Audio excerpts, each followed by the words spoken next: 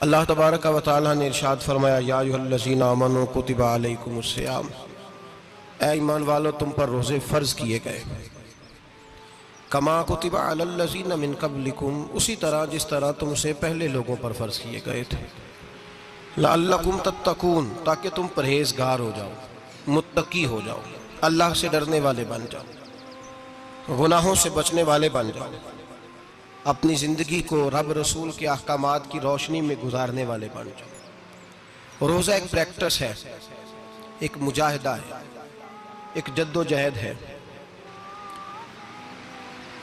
جد و جہد کس چیز کی؟ اللہ کی رضا کے مطابق اپنے آپ کو ڈھالنے کی جد و جہد۔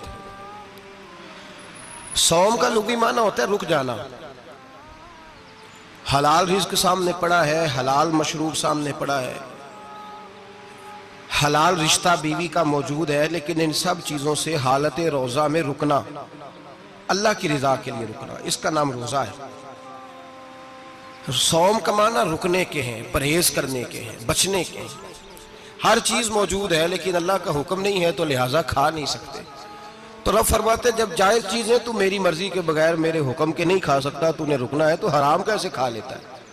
جب جائز چیز کے لیے تجھے حکم ہے، میں کہوں تو کھائے گا، میں کہوں تو نہیں کھائے گا، میں نے حکم دے دیا، جائز ہے، روٹی ہے، کھانا ہے، گوشت ہے، تیری فریج میں پڑا سارا کچھ، تو با اختیار ہے، منہ میں دانت بھی ہیں، ہضم کرنے کو ہاضمہ بھی ہے، بھوک کی شدت بھی ہے، پر میری اجازت کے بغیر تو کھا سکتا؟ روزہ رکھ لیا، اب تجھے حکم نہیں کہ تو کھائے، جب جائز چیز میری مرضی کے بغیر نہیں کھا سکتا تو ناجائز کیسے کھائے گا؟ میرے نبی پاک علیہ السلام نے اپنے خوبصورت الفاظ کے اندر اس مفہوم کو بیان فرمایا۔ محبوب پاک صلی اللہ علیہ وسلم فرماتے جس نے جھوٹ نہیں چھوڑا، غیبت نہیں چھوڑی، برائی نہیں چھوڑی، اللہ کو اس کے بھوکے پیاسے رہنے کی کوئی ضرورت نہیں۔ وہ کاہے کا رکا ہے؟ جب کوئی کام تو اس نے اللہ کی رضا والا کیا نہیں۔ روزہ رکھ کے دغا کر رہا ہے، روزہ رکھ کے جھوٹ بول رہا ہے، روزہ رکھ کے کم ماپ رہا ہے، تول رہا ہے، دھوکہ دے رہا ہے، رشوت لے رہا ہے، فراڈ کر رہا ہے، حرام کا مال اکٹھا کر کے کہتا ہے اس میں سے چلو 10 دیگیں بھی پکا دیں گے۔ وہ بھائی جو کام اللہ نے تجھے کرنے کو حکم دیا تھا، جب تو وہ بجا ہی نہیں لا رہا، مقصد روزہ ہی تو حاصل، لعلکم تتقون۔ روزے کا مقصد یہ ہے کہ تو پرہیزگار ہو جائے۔ میرے نبی پاک علیہ السلام کی بارگاہ عالی مرتبت میں 2 عورتیں آئیں، یہ چیزیں کھا لو، کہنے لگی محبوبہ ہم نے روزہ رکھا ہوا ہے۔ فرمایا نہیں تمہارا تو روزہ نہیں ہے، حضور رکھا ہوا ہے روزہ، سحری سے لے کر اب تک کچھ نہیں کھایا، شام تک بھی نہیں کھائیں گی۔ محبوب نے فرمایا ذرا کہہ تو کرو، الٹی تو کرو۔ کہہ کی تو ان کے حلق سے خون بھی نکلا اور گوشت کے لوتھڑے بھی نکلے، پھوٹیاں بھی نکلی۔ نبی پاک نے فرمایا وہاں بیٹھ کے تم نے اپنے جاننے والوں کی غیبت نہیں کی، چغلی نہیں کھائی؟ خاموش ہو گئیں، گردنیں جھک گئیں۔ نبی پاک نے فرمایا تم نے قرآن نہیں پڑھا کہ جو اپنے بھائی کی غیبت کرتا ہے وہ مردہ بھائی کا گوشت کھاتا ہے؟ تو گوشت کھا کے بھی تمہارا روزہ رہ گیا ہے۔ کس طرح کا روزہ ہے کہ صاحب روزہ رکھ کے نہ رکھنے والوں پہ تنقید کر رہے ہیں؟ تراویاں پڑھ کے نکلے ہیں تو کہتے ہیں میں اکیلا ہی نیک ہوں، باقی تو محلے میں کوئی پڑھتا ہی نہیں۔ یہ کیسا تیرا روزہ ہے کہ تو روزہ رکھ کے تو اس کے مقصد کو نہیں سمجھا؟ لعلکم تتقون۔ روزہ دار تو وہ ہے کہ روزہ رکھا ہوا ہے، کھانے بھی سے رکا ہے، پینے سے بھی رکا ہے، عمل زوجیہ سے بھی رکا ہے، پھر وہ جھوٹ سے بھی رکے، غیبت سے بھی رکے، بدنگاہی سے بھی رکے، حرام خواری سے بھی رکے ساری چیزوں سے۔ یہ بتلائیے کہ روزے کی حالت میں اپنی بیوی کے پاس جانا منع ہے تو غیر محرم کو دیکھنا جائز ہے؟ ہمارے ٹی وی پہ میں نے پہلے بھی کہا تھا کہ ہم ٹھیکیدار اور ذمہ دار نہیں ہیں مذہب کے۔ یہاں ہمارے آنے سے پہلے بھی کوئی بیٹھا تھا، ہم مریں گے تو یہاں ہم سے بڑے بڑے نیک لوگ بیٹھیں گے، کوئی بندہ ذمہ دار نہیں ہے۔ بڑے بڑے کج کلا، صاحب جبہ و دستار، بڑے بڑے صاحب بصیرت، آئمہ، فقہاء، علماء، زعماء، نقباء، صوفیاء، اولیاء، غوث، کتب، ابدال، اوتاد، کتب الاقطاب، جانے کون کون آئے، علماء آئے، مفسرین آئے، محدثین آئے، گزر گئے۔ ہم تو خاک نشین لوگ ہیں، تھوڑا کام کرنے والے، تھوڑی صلاحیت رکھنے والے۔ لیکن بھائی اگر کرتے ہیں تو ایک کام کرتے ہیں، ساتھ دوسرا نہیں کرتے۔ یہ کس طرح کا دین سکھانے لوگ نکلے ہیں کہ شوال سے لے کر شعبان تک گانا سنایا جائے گا، شعبان سے لے کر شوال تک ناچ گانا کیا جائے گا، شوال سے لے کر شعبان تک دھما چوکڑی ہوگی، रमजान आएगा तो हदीसें सुनाई जाएंगी, रमजान आएगा तो लोगों को कुरान पढ़ के सुनाया जाएगा। ये मजहब बाज नहीं है, ये गवैये मजहब सिखाएंगे, एक्टर मजहब सिखाएंगे। ये मजहब बाज नहीं है कि एक गिलास के अंदर पहले शराब पी लो, फिर उसी गिलास में रमजान आए तो शहद बांटना शुरू कर दो। ये बाज नहीं, ये मेरे रसूलुल्लाह का मजहब है। अगर तुम्हें शौक है दीन सीखने सिखाने का, यकम रमजान को तौबा करो और कहो कि हम टीवी पे बैठ के हदीसें सुनाएंगे तो सारा साल सुनाएंगे। और जिस जुबान से हदीस निकलेगी फिर उससे कभी गंदा गाना नहीं निकलेगा, फिर कभी नाच गाना नहीं होगा। ये कौन सा मजहब है जो बीबियां सिखा रही हैं? ये कौन सा दीन है जो औरतें सिखा रही हैं? मेरे रसूल पाक सल्लल्लाहु ताला अलैहि वसल्लम का वो मजहब है कि मेरे आला हजरत फाजिल बरेलवी रहमतुल्लाह अलैह ने फरमाया, मर्द के लिए जायज नहीं कि वो औरत की जुबान से मिलाद भी सुने, नात भी सुने। मर्द के लिए जायज नहीं, मर्द को मर्द सिखाएगा, औरत सिखाएगी तो औरतों को सिखाएगी। बेशक आप सवेरे फतवा दीजिए कि छोटी सी मस्जिद में बैठ के, छोटे से कोने में बैठ के छोटा सा मौलवी, और वहां तो इतने इतने बड़े मुफ्ती टीवी पे बैठे हुए, वो गलत है तो सही है कैसे हो गए? सुनो, मेरे नबी पाक अलैहिस्सलातु सलाम के मजहब का हुस्न ये है कि इस्लाम कहता है एक नजर बीबी को देखा किसी ने गलती से तो माफी हो जाएगी, दूसरी नजर शहवत से देखा तो हराम है उसके लिए। वो पाकिस्तान का मौलवी हो या सऊदी अरब का शाह हो, किसी के लिए औरतों के बीच फिरना उठना बैठना जायज है? मेरे नबी पाक सल्लल्लाहु ताला अलैहि वसल्लम ने फरमाया है, मैं औरतों से मुसाफा करने नहीं आया। और मेरे नबी पाक सल्लल्लाहु अलैहि वसल्लम ने फरमाया, हुजूर फरमाते लेकिन ना कुत्ता बिल्कुल नापाक नहीं होता, कुत्ते का थूक नापाक होता है, या कुत्ता गीला हो जाए तो नापाक होता है, लेकिन खिंजीर सारा नापाक होता है, कुल नापाक है खिंजीर। नबी पाक ने फरमाया खिंजीर भी हो और गंद में लिथड़ा हुआ भी हो, पेशाब में लिथड़ा हुआ हो, गोबर में लिथड़ा हुआ हो, पखाने और फुजले में लिथड़ा हुआ खिंजीर हो, उसका जिस्म तेरे साथ टकरा जाए तो इतना बुरा नहीं जितना गैर महरम औरत का वजूद तेरे साथ टकरा जाए तो बुरा है। इस हद तक मेरे नबी पाक सल्लल्लाहु और गुंबद के मामले में फतवा देने वाले, या रसूल अल्लाह कहने पर कुफर का फतवा देने वाले और बड़ी बड़ी बातें करने वाले खामोश क्यों हो गए? या अय्युहल्लज़ीना आमनू ला तत्तखिज़ुल यहूद वन नसारा औलिया। रब फरमाता है यहूदियों और ईसाइयों को दोस्त ना बनाओ, ये तुम्हारे दोस्त हो सकते, ये तुम्हारे सज्जन हो सकते। जब अर्श का मालिक कह रहा है सज्जन नहीं हो सकते तो तू दोस्ती की बात कैसे बढ़ा रहा है? या रसूल अल्लाह हमारे सज्जन कौन हो सकते हैं? फरमाया तुम्हारा दोस्त वो हो सकता है जो मोहम्मद अरबी का गुलामी करने वाला हो, जो रसूलुल्लाह की नौकरी करना हो, दोस्त होगा। दूसरा दोस्त हो सकता, कोई एक्टर मजहब नहीं सिखाएगा, कोई गवैया मजहब नहीं सिखाएगा। हजरत जनाब सैयदना जुनैद बगदादी, बगदाद के पीर से किसी ने पूछा था आज से 1100-1200 साल पहले, वो तो जमाना वैसे नेकी और परहेजगारी का था, का बाबा जी मर्द और औरत नेक हो, बगैर पर्दे के, बगैर हिजाब के, बगैर दीवार के बैठकर एक दूसरे को दीन सिखा सकते हैं? हजरत साहब बताइए, मर्द और औरत नेक हो तो बगैर पर्दे और हिजाब के एक दूसरे को दीन सिखा सकते हैं?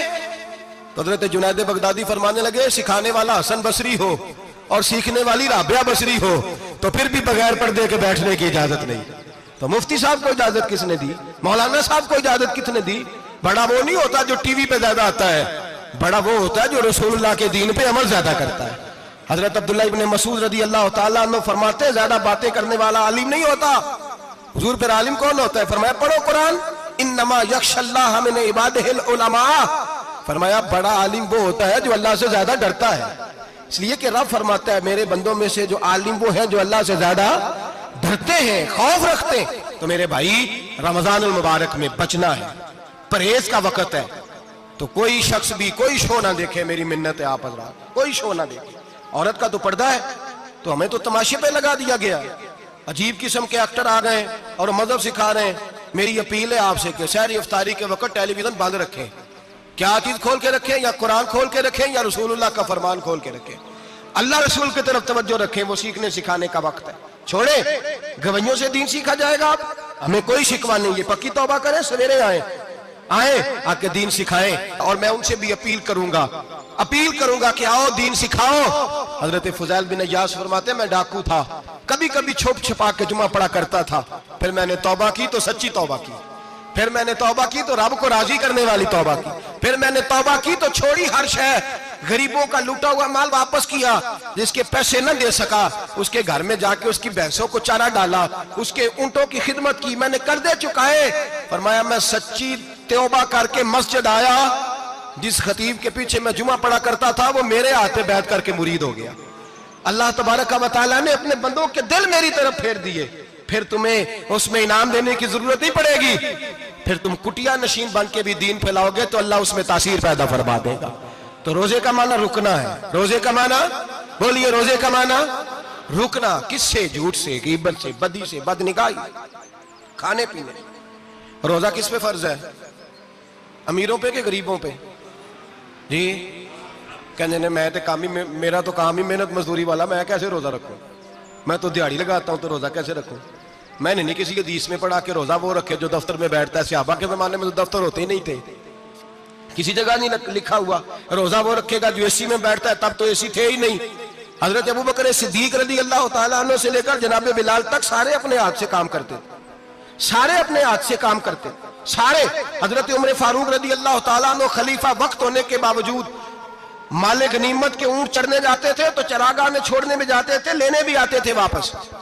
سارے لوگ اپنے ہاتھوں سے مشقت والے کام کرتے، حضرت بلال مزدوری کرتے، سلمان فارسی مزدوری کرتے، مقداد مزدوری کرتے، صحابہ مزدوریاں کرتے، روزے رکھتے۔ اور رمضان کے جانے کا وقت ہوتا تو در رسول پہ کھڑے ہو کے عرض کرتے محبوبہ دل نہیں بھرا، دل کرتا ہے کبھی رب سارا سال ہی روزے عطا کرے، سارا سال رمضان دے تو ہم سارا سال روزے رکھنے کو تیار ہیں۔ جذبہ تھا، طاقت تھی، ہمت تھی۔ آج نوجوان لڑکا ہے کہتا ہے مجھ سے بھوک برداشت نہیں ہوتی۔ میرے بھائی رب بیماری لا دے نا، اللہ سے دعا مانگے اللہ شفائے عطا فرمائے، اور دعا کرے اللہ آزمائش سے محفوظ فرمائے۔ اب یقین کریں میں نے لوگوں کو دیکھا ہے حلق سے قطرہ نہیں اترتا، خوراک کی نالی لگی ہوئی ہے، اعلیٰ غذائیں پکی ہوئی پڑی ہیں، عرش کا مالک کہتا ہے میں تیرے حلق سے گزرنے نہیں دوں گا، قانون بن گیا۔ میں نے دیکھا ہے ڈرپ پہ لوگ زندہ ہیں، بوتل لگی ہوئی ہے گلوکوز کی، گزارا چل رہا، اعلیٰ غذائیں پڑی ہیں، لاکھوں روپیہ تجوری میں پڑا ہے۔ مالک کہتا ہے تو نہیں کھا سکتا تو وہ کھانے نہیں دیتا، نہیں کھانے دیتا۔ ایک شخص یورپ کے علاقے کا، میں کسی کالم نویس کا پڑھ رہا تھا، وہ کہتا ہے میری خربوں میں جائیداد ہے لیکن میرے معدے میں ایسی تکلیف ہے کہ میں آٹے کو چھان کر جو اوپر سے بورا نکلتا ہے صرف وہ کھا سکتا ہوں، اس کے علاوہ میں کائنات کی کوئی نعمت کھا نہیں سکتا۔ اور میرے بھائی وہ جب چاہے تو بڑے بڑے کھانے کھانے سے تجھے روک دے، تیرے دانت چبانے کے قابل نہ رہے، زبان نگلنے کے قابل نہ رہے، معدہ تیرا ہضم کرنے کے قابل نہ رہے، وہ جب چاہے تو جو مرضی کر لے۔ وہ کہتا چل تو میری مرضی پہ چلنا، ایک مہینہ میرے کہنے پہ نہ کھا، ایک مہینہ میرے کہنے پہ نہ کھا تو یا اللہ تو کیا کرے گا؟ فرمایا صوم تصحو، میرے نبی پاک نے فرمایا تم روزے رکھو اللہ تمہیں صحت عطا فرما دے گا، اللہ تندرستیاں دے دے گا، شفائیں دے دے گا۔ تم روزے رکھو اللہ تمہیں، سبحان اللہ، اللہ تمہیں، اللہ طاقت دیتا ہے، ہمت دیتا ہے، اللہ ہمت دیتا ہے۔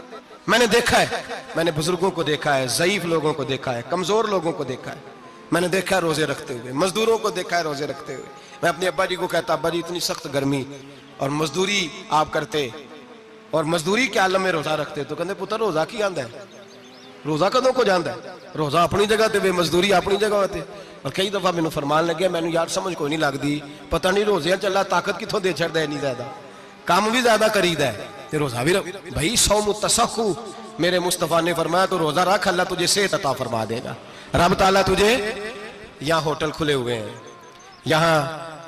یہاں عجیب حالات ہیں، ہوٹل کھلے ہوئے ہیں، لوگ بہانے ڈھونڈتے پھرتے ہیں، کہتے ہیں کاٹ لگ گیا تھا ذرا، تھوڑا سا خون نکل آیا، سنی پلاس لگائی تو روزہ نہیں رکھا، یہ ذرا مجھے تھوڑی دقت ہو گیا تو میں نے روزہ نہیں رکھا، کھانسی لگ گئی تو روزہ نہیں رکھا۔ او خدا کے بندے، روزہ تو نعمت ہے۔ اور سبحان اللہ، میرے نبی پاک نے فرمایا لکل شیء زکات و زکات الجسد الصوم، فرمایا ہر شے کی زکات ہوتی ہے، وجود کی زکات روزہ ہے، روزے رکھو جسم کی زکات نکل جائے گی۔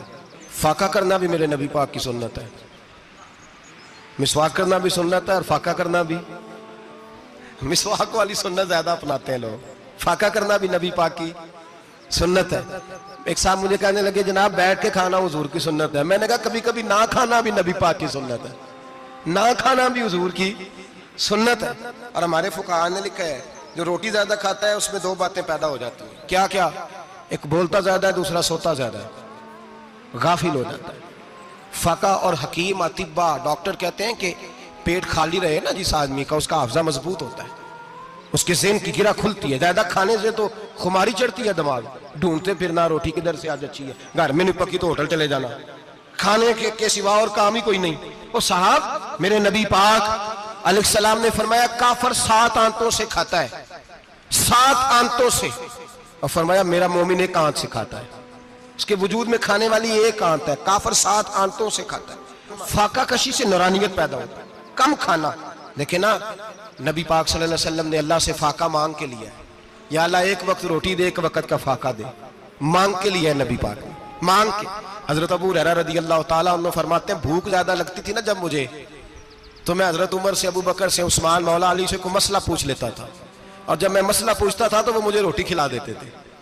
جب میں ان سے مسئلہ پوچھتا تو وہ مجھے، حضرت ابو ہریرہ فرماتے ہیں مجھے بھوک لگی، میں حضرت عمر کے پاس گیا، ان سے مسئلہ پوچھا. ان کا رواج تھا جب میں مسئلہ پوچھتا تو پہلے روٹی کھلاتے. ہمارے بزرگ یہ فرماتے ہیں کہ کھانے کھلا کے دین پڑھاؤ، صرف تمہارا کتب خانہ نہیں کھلا ہونا چاہیے، تمہارا دسترخوان بھی کھلا ہونا چاہیے. کسی نے نبی پاک صلی اللہ علیہ وسلم سے پوچھا تھا بہترین مسلمان کون ہے؟ حضور نے فرمایا جو سلام لینے میں پہل کرے اور روٹی زیادہ کھلائے، جو روٹی ہر وقت فکر کرے یار تو روٹی کھا لے، روٹی کھانے کی طرف توجہ دلائے. کھلانا سنت ہے، زیادہ کھانا اس میں بھی فرق رکھے. تو نبی پاک صلی اللہ علیہ وسلم کے صحابی حضرت ابو ہریرہ رضی اللہ تعالیٰ عنہ فرماتے ہیں میں نے حضرت عمر سے مسئلہ پوچھا، میں نے کہا حضور مسئلہ بتائیں، تو کہتے پہلے ان کی عادت تھی جب میں مسئلہ پوچھتا تو روٹی بھی کھلاتے، آج انہوں نے مسئلہ ہی بتایا ہے، روٹی کو نہیں کھلائی. تو مجھے کہنے لگے ابو ہریرہ تو سوچتا ہوگا روٹی نہیں اس نے پوچھی، تو نے کب سے کھانا نہیں کھایا؟ میں نے کہا صبح سے. تو جناب عمر کہنے لگے میں نے کل صبح سے نہیں کھایا. چل ابو بکر صدیق کے گھر مسئلہ پوچھتے ہیں. کہتے ہیں جناب صدیق اکبر کے دروازے پہ گئے، جا کر کے ان سے مسئلہ پوچھا. ان کی بھی عادت تھی جب کوئی مسئلہ پوچھنے جاتے تو دسترخوان بچھا لیتے، کہتے آؤ روٹی بھی کھلاتا ہوں مسئلے بھی بتاتا ہوں. کہتے ہیں گئے تو انہوں نے بھی مسئلہ بتایا، روٹی کوئی نہ پوچھی. تو کہنے لگے عمر ابو ہریرہ تم لوگوں نے کل پرسوں سے نہیں نہ کھایا ہوگا. اور ابو بکر کو 4 دن گزر گئے ہیں، تھوڑا سا دودھ ملا ہے یا کھجور ملی ہے، روٹی کوئی نہیں ملی. چلو در رسول پہ چلتے، آؤ حضور کی بارگاہ. کہتے ہیں نبی پاک کی بارگاہ میں آئے، حضور نے چہرے دیکھے، کریم سے مسئلہ نہیں پوچھنا پڑا. میرے مصطفیٰ کریم نے فرمایا بھوک لگی ہوئی ہے تم تینوں کو؟ 3-4 دن ہو گئے. اللہ کے رسول نے فرمایا مجھے پورا ہفتہ ہو گیا ہے. سبب کچھ اور ہے جس کو تو خود سمجھتا ہے. زوال بندہ مومن کا بے زری سے نہیں، بھوک نقصان کا وجہ نہیں بنی، وجہ کوئی اور بنی ہے. رشوتیں جو بازار گرم ہوئے ہیں لوٹ مار کے، یہ روٹی کے لیے نہیں، یہ زیادہ کھانے کے لیے، یہ بینک بیلنس کے لیے گرم ہے. یہ لوٹ مار کا مقصد کوٹھیاں بنانا ہے، روٹی کا تو رب کریم کا وعدہ ہے. جو روز روتا ہے شام کو کہ میرا کاروبار کوئی نہیں، اصل میں کہتا ہے بنگلہ کوئی نہیں، اصل میں کہتا ہے کار کوئی نہیں، پجاروں کوئی نہیں، روٹی تو اللہ عطا فرماتا ہے، اس کا وعدہ ہے. فرمایا حضور نے 3 دن بیت گئے، چلو. میرا بے تکلف صحابی ابو الحسن انصاری، وہ بڑے نصیب والے ہوتے ہیں جن کو میرے نبی پاک خود کہتے تھے کہ تیری فلانی ذمہ داری ہے. اس زمانے کا تو کسی کو کہہ دیا جائے یہ تیری ذمہ داری ہے تو کہتے ہیں یہ تو پھٹیکے ڈالنے لگ گیا، یہاں سے تو چھٹی کر جانی چاہیے. خوش ہوتے تھے صحابہ کہ ہماری ذمہ داری لگی. کہتے ہیں حضرت ابو الحسن انصاری کے گھر گئے، نبی پاک نے فرمایا بھوک بڑی لگی ہے کھانا لا. کہتے ہیں حضور نے اسے کہا تو اس آدمی کو تو وجد ہی ہو گیا. اس نے کہا میرے اتنے نصیب کہ حضور کا یہ کھانا کھلا. آؤ دیکھو دنیا والوں، آج جو سب سے زیادہ عزت والا ہے وہ میرا مہمان بنا ہوا ہے. فرماتے ہیں وہ دوڑے گئے، بکری اٹھائی، ذبح کی، بیوی کو کہنے لگے روٹی تیار کر. ادھر کھجوریں توڑی، انگور توڑے، کہنے لگے حضور آپ جب تک تناول کریں تب تک کھانا پک جاتا. حضرت عمر کہتے ہیں روٹی پک کے آئی، بڑا پیارا گوشت، بڑا اچھا سالن، بڑا خوبصورت خلوص والا کھانا. فرماتے ہیں میں نے بڑا ہی کھایا. نبی پاک نے نہ ایک روٹی لی اور چھوٹی چپاتی، تھوڑا تھوڑا سالن کونوں سے، اور جب نبی پاک نے کھا لیا تو حضور کی آنکھوں میں آنسو آئے. حضرت عمر کہنے لگے حضور روئے کیوں؟ نبی پاک نے فرمایا سوچتا ہوں 7 دن کے فاقے کے بعد کھایا ہے، پر ڈرتا ہوں رب اس کا حساب پوچھے گا تو جواب کیسے دینا ہے، اس کا حساب بھی تو دینا ہے نا جو کھایا ہے. تو حضرت عمر فاروق کے ہاتھ میں کچھ چیز تھی، زور سے زمین پہ ماری، کہا محبوبہ 7 دن کے بعد بھی روٹی کھائے تو حساب دینا ہے. نبی پاک فرمانے لگے عمر وہ مالک ہے نا، تو جب دیتا ہے تو حساب نہیں لے سکتا، حساب تو دینا ہے، حساب تو دینا ہے، تیاری رکھو. صحابہ کرام فرماتے ہم نے ارادہ کیا کہ آج کے بعد ہم پھر فاقے کریں گے، کم کھائیں گے، اس لیے کہ حساب دینا ہے. میرے بھائی وہ فاقہ کشی کرتے تھے، ڈرتے تھے. یہاں تو لوگ کھا کے بیمار ہیں، کھاتے جا رہے ہیں، سوتے جا رہے ہیں، کھاتے جا رہے ہیں، سوتے جا رہے ہیں۔ یہ بھی وقت آئے گا رمضان شریف کا، سویرے درس پہ آؤ کہتے نیند بڑی آتی ہے، سویرے 2 سپارے پڑھ کے سویا کرو کہتے صاحب نیند بڑی آتی ہے، فجر کے بعد یہ تو وقت ہوتا ہے اللہ اللہ کرنے کا، سحری کا، کھاتے جا رہے ہیں، سوتے۔ لوگ جماعت سے نماز نہیں پڑھتے سو جاتے، جماعت کا ثواب چھوڑ کے سو جائیں گے۔ بھائی رمضان مبارک میں فاقہ کشی کی ٹریننگ ہوتی ہے، فاقہ کشی کی تربیت لے، رمضان میں روکے اپنے آپ کو، تربیت ہوگی۔ اور ہمارے صوفیاء فرماتے ہیں جو زیادہ کھاتا ہے اس کا نفس اس کو زیادہ پہ مائل کرتا ہے، خواہشات نفس پیدا ہوتی ہیں۔ میرے نبی پاک علیہ السلام نے جوانوں کو حکم دیا ہے، یا معاشر الشباب، او جوانوں، یا رسول اللہ کیا حکم ہے؟ فرمایا یا نکاح کر لو اگر طاقت ہے، نہیں طاقت تو روزے رکھو۔ حضور روزے سے کیا ہوگا؟ فرمایا تمہارا نفس کچلا جائے گا، شیطان وسوسہ اندوزی نہیں کرے گا۔ آج نوجوان بڑھ بڑھ کے کھاتا ہے، بہت زیادہ کھاتا ہے، کبھی اس ہوٹل سے کھاتا ہے، کبھی اس ہوٹل سے کھاتا ہے۔ اتنا زیادہ کھائیں گے تو نفسانی قوتیں اچھل کر کے آئیں گی، مشکل ہو جائے گا۔ شادیاں دیر سے ہوتی ہیں، ماں باپ آنکھیں بند کر کے بیٹھے ہوئے ہیں۔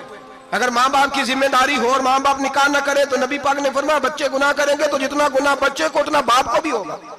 تو ماں باپ چپ ہیں، دوسرا شادی مشکل بڑی ہے، مہنگی بڑی، اور تیسرا نہیں کر رہے کچھ لوگ تو روزے بھی نہیں رکھ رہے۔ تو رمضان ان کے لیے بھی وقت ہے، نفسانی قوتیں کچلی جائیں گی، کھانا جتنا کم کھایا جائے گا اتنا وجود کے اندر نفسانی خواہشات کم پیدا ہوں۔ تو رمضان تو پریکٹس ہے مجاہدے کی، دین کی۔ اور دوسرا میرے حبیب پاک صلی اللہ علیہ وسلم نے فرمایا ہے، حضور فرماتے ہیں کہ رمضان اور قرآن کا آپس میں رشتہ ہے۔ قرآن پاک کتنا پڑھنا چاہیے روزانہ؟ زیادہ سے اللہ جزا دے، امید ہے آپ زیادہ سے زیادہ ہی پڑھتے ہوں گے۔ بھائی سنیں، حدیث مبارکہ میں نبی پاک نے فرمایا رمضان اور قرآن دونوں مل کے نا، بڑی پیاری حدیث ہے، فرمایا دونوں مل کے اللہ کی بارگاہ میں میری امت کی سفارش کریں گے، رمضان اور اللہ اکبر۔ کس طرح؟ نبی پاک فرماتے ہیں رمضان کہے گا اے اللہ دن کے وقت میں نے اسے تیری رضا کے لیے کھانے پینے سے باز رکھا، اور قرآن کہے گا یا اللہ رات کو تیری رضا کے لیے کھڑا ہو کے یہ قرآن سنتا تھا۔ رمضان اور قرآن دونوں سفارش کریں گے۔ ہم نا بڑا کچھ پڑھتے ہیں، سنتے ہیں، سیکھتے ہیں، اب یقین کریں یہ کھاتے بھائی کا بھائی سے اختلاف ہو جائے نا تو وہ 30 سال پرانے کھاتے کھول کے لے آتا ہے، ساری رات ڈھونڈتا ہے کہ میرے پیسے کہاں سے نکلتے ہیں، پڑھ لیتا ہے۔ قرآن پاک کی باری آتی ہے تو نہیں پڑھتے قرآن پاک۔ ابا جی کا ختم ہوتا ہے تو مانگتے پھرتے ہیں، کہتے 2 قرآن پاک 10 قرآن پاک۔ یہ باتیں بتانی نہیں چاہیے، کرنی نہیں چاہیے، لیکن چونکہ تربیت کے لیے بیٹھا ہوں تو کر دیتا ہوں۔ میرے شاگردوں سے پوچھیں، یہاں مدرسہ ہے الحمدللہ، درجنوں طلباء ہیں، اساتذہ ہیں، میرے پیر بھائی ہیں، اور میرا یہ دعویٰ ہے کہ شاید کوئی کسی سے اتنا پیار کرتا ہو جتنے میرے شاگرد اور مرید مجھ سے کرتے ہیں، لیکن میں نے کبھی کسی سے نہیں کہا کہ ذرا سورۃ فاتحہ پڑھ کے دینا، میں نے اپنے ابا جی کو ثواب دینا ہے۔ پوچھ لیں کسی سے نہیں کبھی کہا، کبھی نہیں میں نے کہا کہ ذرا مجھے تھوڑا سا قرآن پڑھ دیں۔ میں اس کو ناجائز نہیں کہتا، پڑھوانا چاہیے، لیکن میں اپنے والدین کے لیے کبھی سوال نہیں کرتا کہ مجھے ذرا پڑھ کے دو، میں نے بخشنا ہے، اس لیے کہ میں نے ذاتی طور پہ روٹین بنائی ہے۔ میں سمجھتا ہوں کہ کائنات کے اندر میرے اوپر جن لوگوں نے احسان کیے ان میں سب سے زیادہ حصہ میرے ماں باپ کا ہے۔ میں سمجھتا ہوں اس بات، کتنا نالائق ہوں میں کہ میں 1 مہینے میں ایک قرآن پاک بھی پڑھ کے ان کی روح کو احسان نہیں کر سکتا۔ میرا یہ طریقہ ہے ذاتی، میں قدغن نہیں لگاتا، میرا ذاتی طریقہ ہے الحمد سے شروع کرو اور 2 صورتیں چھوڑ کے قرآن پاک ختم کر دو آخری، اور پھر فلق اور ناس صورتیں ساتھ لے جاؤ۔ یہاں بیٹھ کے سال ثواب نہیں کرنا، ختم نہیں دلانا، ساتھ لے جاؤ، قبر پہ کھڑے ہو جاؤ اور فلق اور ناس صورتیں قبر پہ بیٹھ کے تلاوت کرو، اور جو قرآن مجید پڑھا ہے ان کی روح کو وہاں احسان کرو۔ او بھائی، اولاد جب ماں باپ کے لیے پڑھتی ہے تو اسے کہنا نہیں پڑتا اللہ بخش دے، اس لیے کہ اولاد کی نیکیاں خود بخود ماں باپ کے کھاتے میں جمع ہوتی ہیں، خود نیکیاں جمع ہوتی ہیں۔ میرے بھائی تو بچوں سے یہ تو مطالبہ کرتا ہے کہ بیٹا اس سال رمضان مبارک میں میرے لیے ستو ضرور بنانا، فلانی چٹنی ضرور تیار کرنا، یہ کیوں نہیں کہتا بیوی سے کہ ڈشیں کم بنانا؟ تو بھی بیٹھ کے قرآن پاک پڑھ، میں بھی قرآن پاک پڑھتا ہوں۔ ادھر آؤ بیٹا یہاں بیٹھ کے تلاوت کرو، میں بھی کرتا ہوں۔ بیٹی ادھر آؤ بیٹھ کے قرآن پاک پڑھو۔ کتنا وقت لگتا ہے؟ حافظ اور قاری اور علماء اگر پڑھے تو 20-25 منٹ لگتے ہیں قرآن پاک کا سپارہ پڑھنے، اور اٹک اٹک کے پڑھنے والا بھی پڑھے تو 1 گھنٹہ لگ جائے گا۔ اور میرے نبی پاک صلی اللہ علیہ وسلم نے فرمایا جو قرآن پڑھتے ہوئے اٹکتا ہے اللہ اسے ڈبل ثواب عطا فرماتا ہے۔ فرمایا جو زبانی پڑھے سنگل ثواب، جو دیکھ کے پڑھے اسے ڈبل ثواب۔ حضور کیوں؟ فرمایا اس لیے کہ میرا قرآن دیکھنے پہ بھی اللہ ثواب عطا فرماتا ہے۔ قرآن دیکھنے پہ بھی اللہ ثواب دیتا ہے، دیکھنے کا بھی ثواب ہے۔ رمضان شریف میں قرآن پاک پڑھے، کھول کے پڑھے۔ اور میرے بھائی اگر تیرا بچہ پڑھے، اگر تیری بیٹی پڑھے، کائنات کا خوش نصیب باپ وہ ہے کہ بیٹا قرآن پڑھے، چاہے ناظرہ ہی پڑھے، جس کی بیٹی پڑھے۔ زندگی میں انہیں اس کام پہ لگا جاؤ، مرنے کے بعد بھی پڑھیں گے۔ امام جلال الدین سیوطی شافعی رحمت اللہ علیہ فرماتے حضرت عیسیٰ قبر کے پاس سے گزرے، قبر پہ عذاب ہو رہا تھا، اللہ کا غضب برس رہا تھا، جناب عیسیٰ استغفار پڑھتے ڈرتے گزر گئے۔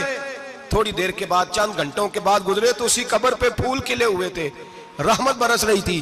حضرت عیسیٰ علیہ السلام عرض کرنے لگے مولا تو بے نیاز ہے، میری طاقت نہیں تیرے کاموں میں بولنے کی، پر ابھی تو یہاں عذاب ہو رہا تھا، ابھی رحمت برس رہی ہے۔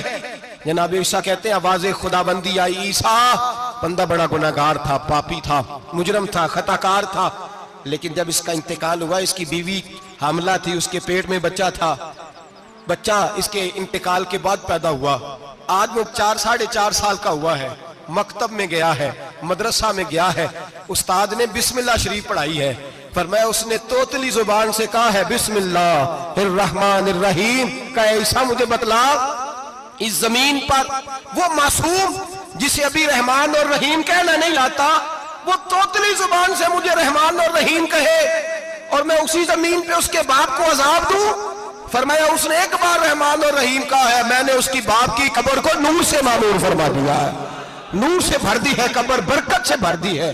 اللہ کرے میرے بیٹے بھی قرآن پڑھے، اللہ کرے میری بیٹیاں بھی قرآن پڑھے، اللہ کرے ہم سب کی اولادیں قرآن پاک پڑھے۔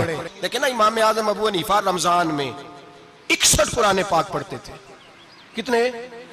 60 تھے ایک، اللہ اکبر، ایک قرآن پاک دن میں پڑھتے پورا، ایک رات کو پڑھتے، ایک تراویح میں پڑھتے، 61 قرآن پاک امام صاحب پڑھتے۔ آپ فرماتے میں نے چھوڑ دیے ہیں سارے وظیفے، میں صرف رسول اللہ کا قرآن پڑھتا ہوں، رمضان سارا قرآن پاک، سارا رمضان۔ اب تو عادت ہی نہیں رہی ہمیں قرآن پاک کی، اگر لوگ ناراض نہ ہوں تو محفل نعت ہوتی ہے تو تلاوتیں کتنی ہوتی ہیں، اور نعتیں ہم نے ذوق ہی نہیں بنایا، ذوق ہی نہیں بنایا ہم نے تلاوت قرآن کا، اس لیے کہ قراء علماء فقراء ان کو ہم تیار ہی نہیں کر رہے، ہم تو ایکٹر پال رہے ہیں جو پیسے لیتے ہیں نعت خوانی کے، معاذ اللہ۔ او میرے بھائی، کیا قرآن میرے نبی کی نعت نہیں؟ حضرت عائشہ صدیقہ رضی اللہ تعالیٰ عنہ کے پاس صحابہ گئے، کہنے لگے اماں جی ہمیں نبی پاک کا اخلاق بتلائیں، تو اماں جی کہنے لگی جاؤ جا کے قرآن پاک پڑھو، کالا خلقہ القرآن، سارا قرآن میرے نبی کے اخلاق کا انعام ہے، یہ ساری نعت ہے، یہ ساری نعت۔ اس نعت کو سننے لوگ کیوں نہیں آتے؟ اتنا رش میں اپنے نعت میں اتنا تراویح پہ کیوں نہیں ہوتا؟ اور ملت کا جوان یاد رکھے، بوڑھے تراویحاں پڑھتے ہیں، ضعیف تراویحاں پڑھتے ہیں، گھٹنوں میں درد ہے تراویحاں پڑھتے ہیں، بیمار بوڑھے تراویحاں پڑھتے ہیں، جوان وہاں چوک میں کھڑے۔ کیا جوانی اس لیے ہے چوکوں میں کھڑا ہوا جائے؟ کیا جوانی اس لیے ہے کہ سعودی عرب جانے کے لیے پاسپورٹ بنانا ہو تو 2.5 گھنٹے کھڑا رہے، تو شناختی کارڈ کے دفتر تو کھڑا رہے، پروٹیکٹر کے لیے کھڑا رہے، کافروں کے سامنے کاسا لیسی کرنے کے لیے تو کھڑا رہے، تو نوکری پہ جائے تو ساری رات کھڑا رہے، اور تو قرآن کے لیے کھڑا نہیں ہوتا؟ میرے محبوب نے فرمایا من قام ایمانا واحتسابا غفر له ما تقدم من ذنبه، فرمایا جو رمضان المبارک میں اللہ کی رضا کے لیے گناہوں کی معافی کے ارادے سے قیام کرے گا، راتوں کو عبادت کرے گا، اللہ اس کے پچھلے سارے گناہ معاف فرما دے گا۔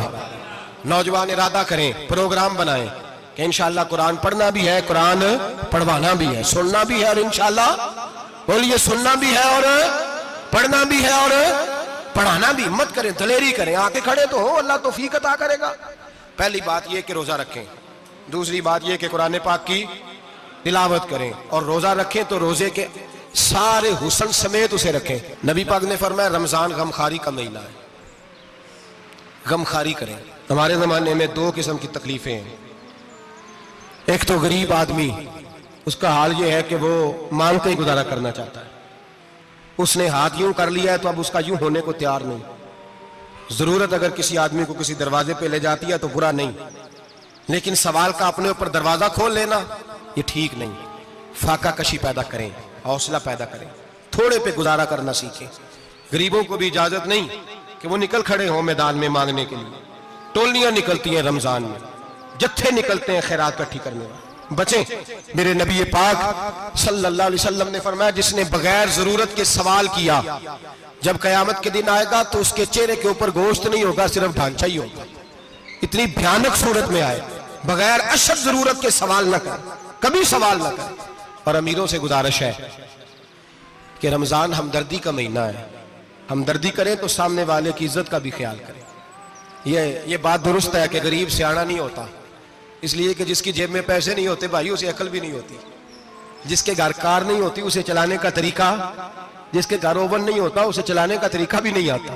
جس کے گھر میں چیزیں ہوتی ہیں اسے چلانا بھی آ جاتا ہے. جدے گھر دانے اور کملے بھی اس کے سیانے ہو جاتے ہیں. تو چودھری صاحب, سیٹھ صاحب, نواب صاحب آٹا تقسیم کرتے ہیں, کھڑے ہو کے فوٹو کھچاتے ہیں, فیس بک پہ دیتے ہیں, اور ایک آٹے کا تھیلا اور 10 اخباروں میں فوٹو. اللہ سے ڈریں, رمضان ہمدردی کا مہینہ, ہمدردی کا. غریب کو دیں تو اس کی عزت کو رسوا نہ کریں. میرے نبی پاک علیہ السلام کے صحابی حضرت عبداللہ ابن عمر رضی اللہ تعالیٰ عنہ ڈھونڈ کے لاتے تھے مسکینوں کو, ڈھونڈ کے, اور جب لاتے تھے تو اپنے دسترخوان پر بٹھا کر اپنے ساتھ افطاری کرایا کرتے. اور پھر فرمایا اللہ تعالیٰ نے لن تنالوا البر حتی تنفقوا مما تحبون, اللہ کے راستے میں وہ چیز دینی ہے جو تمہیں زیادہ پیاری ہو. کون سی چیز جو تمہیں, میں تھوڑا سا بے باک ہوں, بعض دوستوں کے ساتھ, سب کے ساتھ نہیں. ایک دوست مدرسے میں گھی دینے آئے ایک دفعہ, تو وہ والا گھی دے گئے جو سب سے سستا تھا. تو میں نے کہا مجھے دیانتداری سے بچائے, آپ یہی کھاتے ہیں گھر میں؟ کہنے لگے نہیں.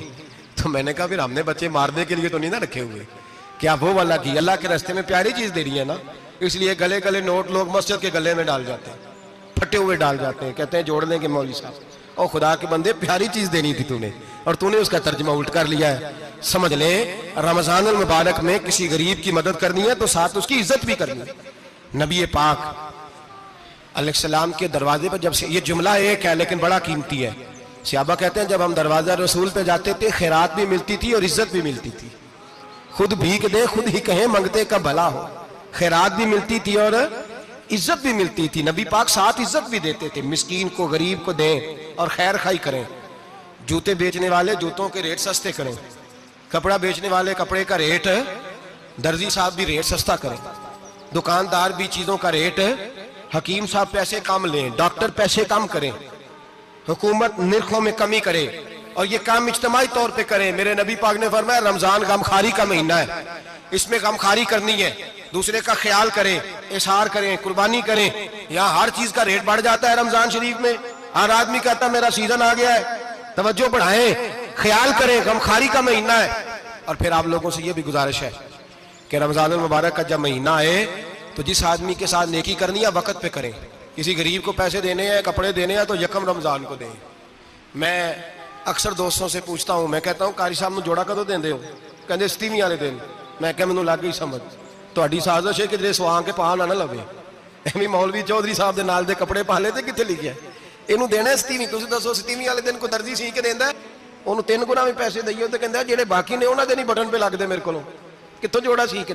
تو کس دن دیتے ہو قاری صاحب کو؟ کیا مقصد ہے؟ پہننے کے لیے دے رہے ہو یا اس لیے دے رہے ہو کہ نہ پہن سکے؟ تو بھائی آپ جب کسی کو کوئی چیز دیں گے تو کب دیں گے؟ جب وہ استعمال کر سکے. غریب کو لوگ فطرانہ دینے جاتے ہیں عید سے 1 دن پہلے, تو کیا کرے گا اس کا؟ وہ نہ تو کپڑے خرید سکا نہ روٹی لا سکا.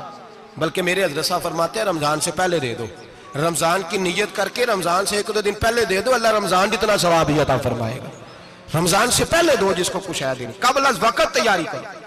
اور میرے قبلہ حضرت صاحب فرمایا کرتے اپنے کپڑے بعد میں, غریب کے بچوں کے کپڑے پہلے, اپنے گھر کی ضروریات بعد میں, غریبوں کی ضروریات, اس لیے کہ اللہ پاک نے ان کا رزق بھی ہمارے گھر بھیج دیا ہے.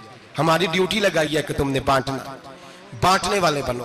اور یہ ذہن بنائے کہ پتہ نہیں کس کا حصہ تھا جو اللہ نے میرے گھر بھیجا, یہ ذہن بنا کے بانٹ. اور جس کو دینے جائیں, ہاں آپ کو اجازت ہے تھوڑا بہت پتہ کرنے کی, لیکن تھوڑا بہت تفتیش کرنے کی اجازت, بال کی کھال اتارنے کی اجازت. میں نے دیکھا ہے لوگ غریبوں کا انٹرویو لیتے ہیں, تیرا تو فلانا کمانے والا نہیں, تیرا تو فلاں بچہ. او بھائی بہت سارے غریب ایسے ہیں, بڑے ہیں, جو کمانے کی کوشش کرتے ہیں لیکن ان کا سبب نہیں بنتا. ہاں ہے ایسے لوگ جو سعودی عرب چلے گئے ہیں, کہتے ہیں تیرا تو فلاں باہر نہیں گیا, ہے گیا ہے, لیکن سارے سعودی عرب جانے والے بھی مال کمانے کی طاقت نہیں رکھتے. کئی وہاں بھی بیٹھ کے بیچارے قرضوں میں الجھے ہوئے ہیں, وہاں والوں کے ظلم کا شکار ہیں. بہت ساری آزمائشوں میں تو تفتیش کرتا ہے. میرے امام شافعی کا ایک جملہ اگر آپ کو یاد رہ گیا تو بات بن جائے گی. امام شافعی رحمت اللہ بلکہ حضرت غوث اعظم جیلانی کے پاس وہ بات آپ کو زیادہ فائدہ دے گی. حضرت غوث اعظم جیلانی کو ان کا ایک مرید سمجھانے لگ گیا, کہنے لگا حضرت جی آپ سب کو دیتے رہتے ہیں, ہر بندہ مستحق نہیں ہوتا, ذرا ٹٹول کے دیا کریں.